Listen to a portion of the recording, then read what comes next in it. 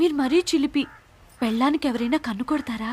పెళ్ళామా పెళ్ళామా పెళ్ళామా ఎప్పుడు చేసుకున్నానే నిన్ను? కిట్టయ్య మాట చెప్పాడు కదండి, ఆ మాటతోనే అయిపోయింది సగం పెళ్ళి. ఓ ఈ నువ్వు ఆ నువ్వా? ఆ నేనే ఈ నేను. ఇదిగో నీ ముద్దు ముద్దు మాటలు వింటుంటే నిన్ను పప్పు సుద్ద అని పిలవాలనిపిస్తుంది. అయ్యో పప్పు సుద్దా, పిలవండి పిలవండి. మీరలా అంటుంటే నా ఒళ్ళంతా పులకరించిపోతోంది. అరే అరే అరే అయితే నీ మాట ప్రకారం నేను నీకు అర్థమవుకుంటేగా? అందులో అణువంత సందేహం కూడా లేదండి. అయితే గుర్రం ఎక్కు. అలా అలా తోటల్లోకి, గడ్డి బాముల్లోకి, కొండల్లోకి, కోనల్లోకి తిరిగి వచ్చేద్దాం.